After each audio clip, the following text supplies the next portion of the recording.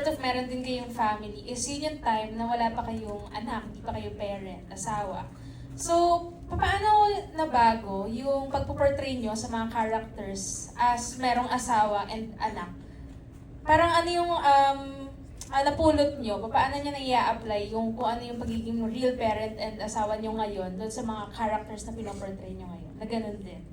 Meron bang bago? Yung realness niya kasi nasa ibang level talaga. Noon kasi, ang parang kaya mo lang gawin is just imagine, di ba? Anong level ng love yung meron pag nanay or tatay ka na. So, gagawin mo lang yun, i-apply mo lang yun, and then igugudig lang yung director, di ba? But this time, nagkakaroon pa nga minsan ng debate, yung, ay, sandali lang, direct, pag ganyan yung anak ko, ito ang mangyayari, di ba? Yung talagang, ganon, yung parang, kasi may sarili ka ng, ito na yung level ng love na alam mo. So, alam mo na kung paano makipagpatayan pala kapag yung anak mo yung inargabyado or anak mo yung pwedeng malagay sa pahamak. So, I think yun yung natutunan, ako on my side, yun yung natutunan ko. And kapag ka naman pinag-usapan yung asawa, tulad nung nangyari, ako yung experience ko nun sa Unmarried na talagang gusto mong alagaan yung marriage mo dahil yun pala yung pwedeng mangyari sa pamilya mo kapag ka may masisira or pwedeng masira. So, yun. And for Sandro, same question. Yun nga, sa Mary naman bilang asawa, yun yung mga lessons na natutunan namin at saka mas nagawa namin ng mas totoo o hindi kami nanguhula sa mga scenes pagdating sa pagiging asawa. Dahil nga alam na namin kung paano. And dito naman sa Silent Noise, siguro yung mas lumalim, mas alam ko na kung tama lang o sobra ba yung binibigay kong emosyon. Mas sigurado na ako. Siguro dahil hindi lang ako nag-research or hindi ako nagbase sa kung paano ako nalagaan ng magulang ko o kung paano ako naka-experience o nakakita yung ibang magulang paano siya sa anak nila.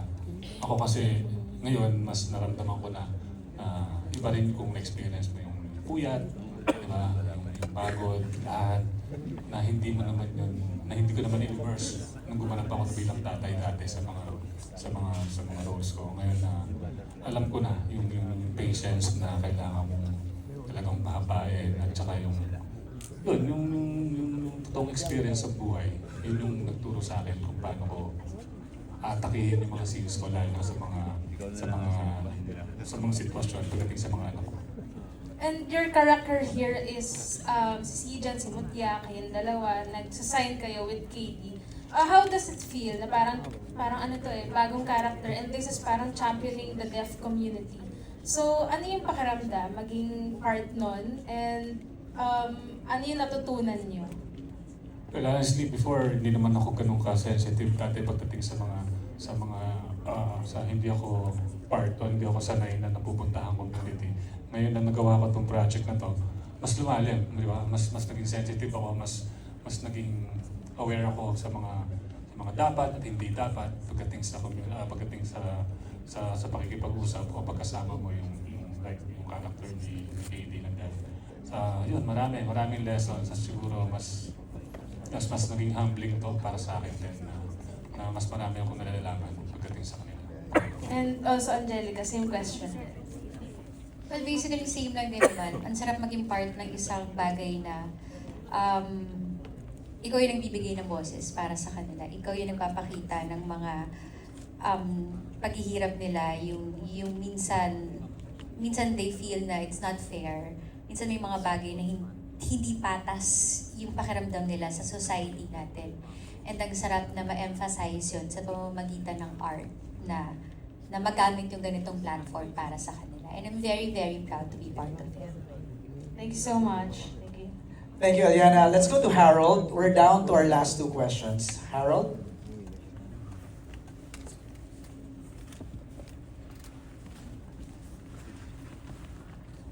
This question can be answered by Direk, Angge, and Z. Okay. On the theme of accountability, the series explores the heavy cost of accountability. What do you hope the audience takes away regarding the difference between keeping a secret for love versus keeping it for reputation? And if possible, can you answer it based on your personal experience? Just if possible. Oo, Diyos ko, teka lang, kailangan ko huminga. Pakitagalog na ulit. Tagalogin mo na lang kasi eh. This is 11. Balik, Melba, abot, Mahirap eh. abot mo kay ano. So, Kung pa ako nagla-lunch. keeping a secret for love. Dahil mahal mo yung tao. Ah, Than okay. keeping a secret for reputation. Dahil ayaw mong masira ka, pero gusto mo yung tao. Got it. Sino pa? Ang hirap naman ng tanong. Kasi ang advice ko lang talaga sa anak ko, bawal mag-keep ng secret. Pero merong mga secret na pwede mong i-keep, which is you can reveal eventually or you can tell your mom eventually. Yun yung mga surprise lang, di ba? May kinig ka na, may birthday surprise pala si mommy, ay si daddy and yung daughter ko for me, or sa friends niya. Parang hanggang doon lang yung kaya kong secret na parang pwede mong ibigay na example, di ba? So, parang, of course, wala naman akong iniisip beyond that na may mangyayaring hindi maganda sa buhay namin para magtago ako ng mga sikreto. So, parang hindi ko kayang sumagot on a personal level about sa ganyang klaseng secrecy. Yes. Ay, di ba? Parang kung buhay or ano mo na, yung reputation mo, yung I think, dun pa rin tayo sa tama. Laging sa tama. You've been always known for that. Hindi ka naman nagsinungaling ang gay ever. Yes. Oo, minsan nga napapahamak na ako sa pagiging sobrang open ko, di ba?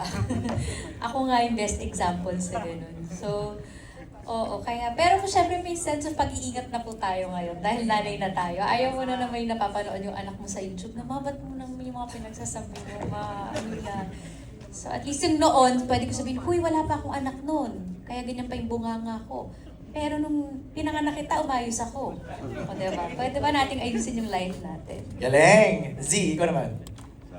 Oo nga, mahirap siya. Pero actually, kahit isulat mo siya sa script, di ba? Anong may experience? Anong gagawin ng isang character kung maipit siya sa ganitong klaseng sitwasyon?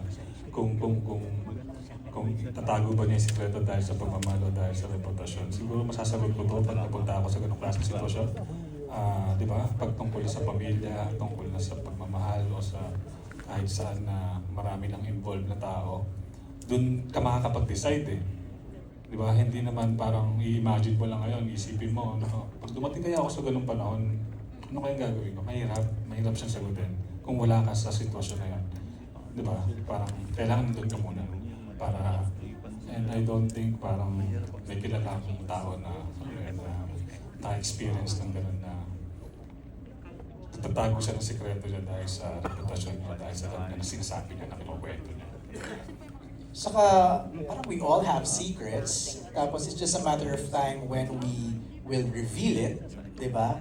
So, ayun, Harold, okay ka na? Okay. We have a question from our friends from FSL. Let's, sinong magtatanong? KD, ikaw ang magta-translate. Okay. The question is, sino titignan ni KD?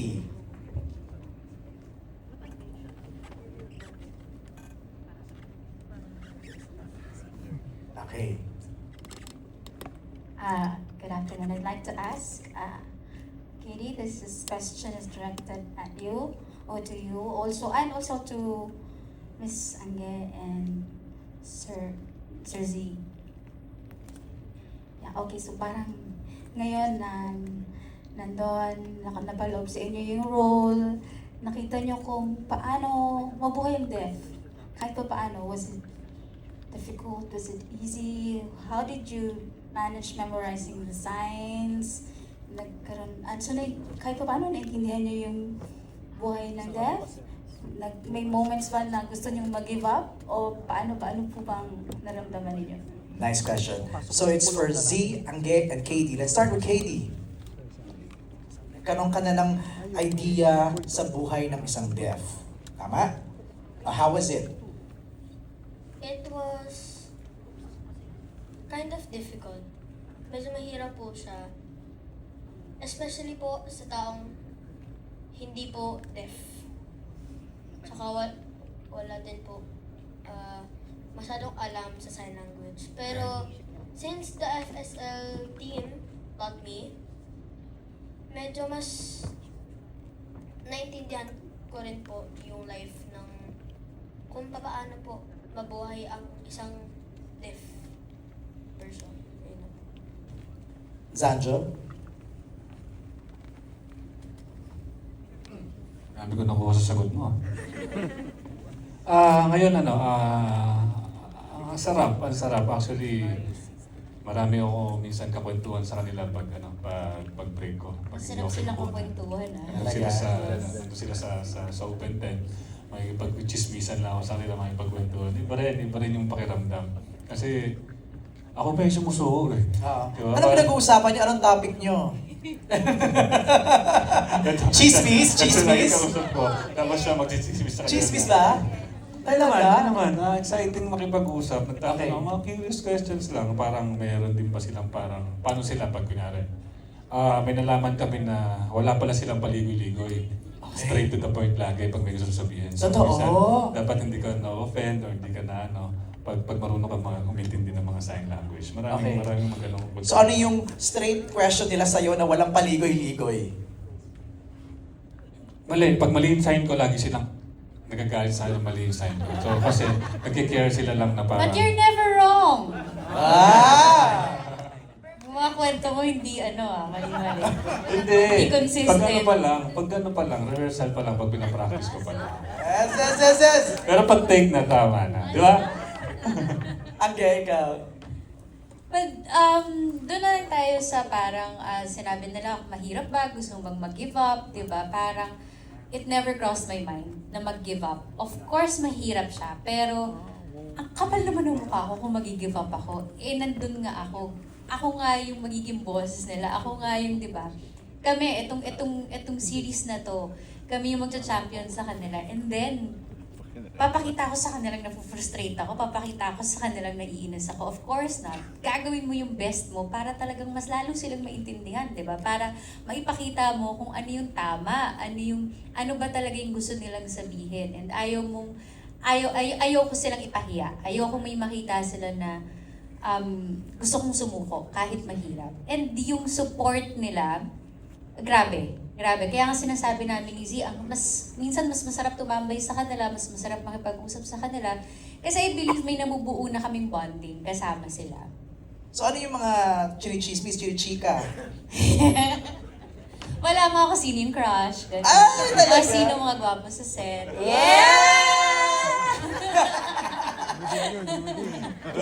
Pero more than sa mga signs, hindi yun yung parang, kumbaga, hindi siya dapat isipin na mahirap or something. Kasi ang importante siguro dito sa show na to is paano namin i-translate yung nararamdaman ng mga tao na nasa ganitong sitwasyon na, di ba, na deaf.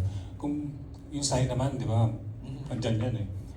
Yung nararamdaman nila, nararamdaman ng sitwasyon nila na gusto nilang isigaw. Ilabas. Gusto nilang i-communicate sa paligid na hindi nila magawa, nahihirapan sila. Right. Yun yung kailangan na ma-feel ng audience. Doon sila dapat mas mag-focus kaysa doon sa, diba, kung yung mga sign, paano intindihin. Tama. Diba, mas doon sa emosyon, kung paano namin ipaparamdam.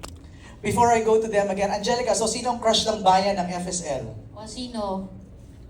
Wala. Sino crush ng bayan? Hindi, may mga tinatanong namin kung sino yung crush nila sa set. Sino daw? No, quiet. Quiet daw. Bawal ba? Okay, before I say the last question, may feedback ang FSL sa napanood nilang first episode. Let's hear it. Sinong magsa-sign language? Okay, ayan. Please, punta po kayo sa gitna para makita po kayo ng cast. Face the cast. Hello, I'm happy to see everyone. I am deaf. Thank you po. That was an amazing episode. nakita namin na nandun na kami. Tapos it was very intriguing. Tapos ang dami mo palang layers, daming surprise. So, can't wait. And yes, for the feedback, yes po. This is a good opportunity for everyone that you're learning sign.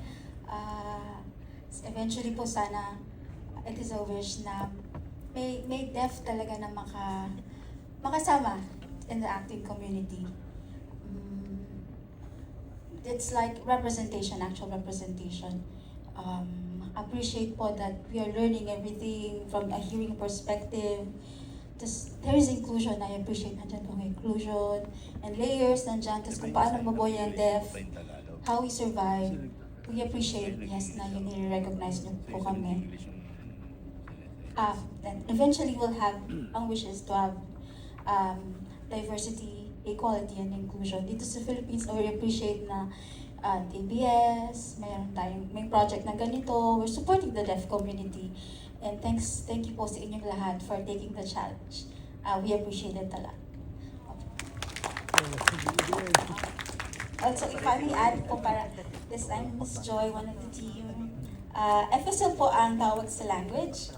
And then sila po ay deaf, ang tawag po sa deaf community, and yung allies, yung interpreters. Yun po. But this is how the deaf identify themselves. And salamat po ulit. I know it was a struggle working with us. You appreciate everyone who's nangge. Ang galing mo mag-sign.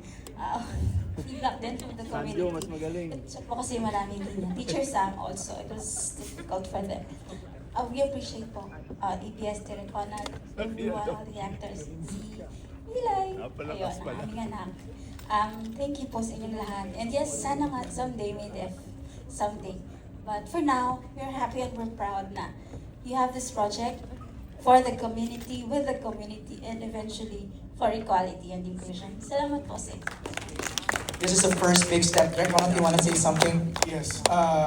Ito kong project na to would not have been possible without the help of the FSL team that we have on the show. Malaking bagay po ang kanilang presensya. So, totoo lang, sabi ko nga, usually sa kahit anong palabas, the one who says good take is the director. Pero dito sa show to, hindi ako. Sila ako rin nagsasabi ng good take. Kasi kahit good take na kapag mali yung sign, sinasabi nila agad sa akin, and then we'll have to redo it. And we really appreciate their attentiveness and their dedication to the show. Kasi alam namin na every time nasa tabi ng monitor, tapos immediately, hindi pa ako nagka-cut, nararamdaman ko agad na meron silang discomfort doon sa nangyari. And they would readily tell us kung ano yung dapat i-improve. And really, we're so grateful for your help sa aming FSL team. And thank you very much from the entire team. All right. Now, before we ask the cast to invite everybody, there's a very interesting question here from Ken.